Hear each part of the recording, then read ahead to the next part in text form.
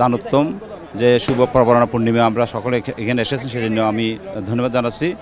বিশেষ করে এই প্রবরণা পূর্ণিমার তাৎপর্য আমরা ইতিমধ্যে আমরা অনেক কথা বলেছি যে এই বিকেলবেলা যেটা আমাদের শুধু আমাদের বৌদ্ধ সম্প্রদায় নয়, এখানে এই ক্যাম্পাসের ভিতরে হিন্দু আছে, বৌদ্ধ আছে, মুসলিম আছে, সকল সম্প্রদায়ের একটা মিলন ক্ষেত্র, সম্প্রীতি একতার মধ্যে আমরা থাকার জন্য এটা আমরা বিশ্বাস করি। বিশেষ করে বছরের মধ্যে একবারে সেটা সুযোগ হয় আমাদের সেই বাংলাদেশ বৌদ্ধ বাজার সঙ্গে সেই কাজটি করে যে সকল সম্প্রদায়ের মানুষের সাথে সম্প্রীতি রক্ষার্থে আমরা ফানুস উত্তোলনের সময় সেই কাজটা আমরা সম্পাদন করি।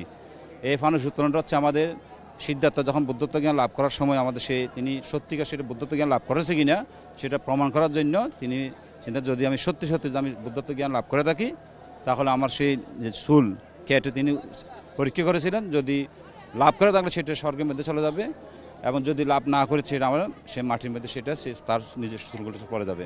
সেই জন্য যখন সে পরীক্ষা করলেন সে স্বর্গের মধ্যে সেই চুলগুলো তার মাটিতে পড়ে নেই, তখন উপরের দিকে চলে গেছে। সেই জন্য সেইটা সে উদ্দেশ্য করে আমরা কিন্তু আমরা সমস্ত বৌদ্ধ প্রধান দেশে যারা নরনারী আছে, বৌদ্ধ সদস্যরা আছেন, তারা এই কাজটি করে যে সিদ্ধার্থ গৌতম বুদ্ধকে উদ্দেশ্য করে সেই ফানুস আমরা উত্তোলন করে থাকি আর কি।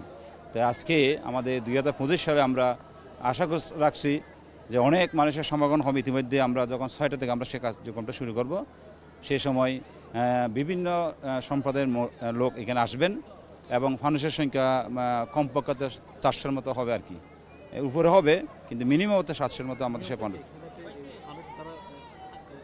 এগুলো আমরা নিজেরাই তৈরি করি, নিজেরাই সেটা আবার উত্তোলন করি আর কি, পুরনো হয় আর কি। এটা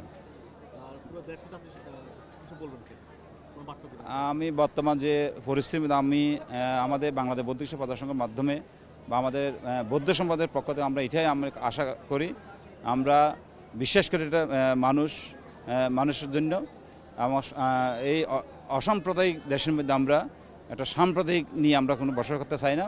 আমরা চাই একজন মানুষ হিসেবে মানুষের যে মানবের যে গুণগুলো থাকে সেই গুণ দিয়ে মানুষের মধ্যে একটা সম্প্রীতি একতা বজায় রাখার মাধ্যমে কিন্তু আমরা আজকে সেটা চেষ্টায় আছি।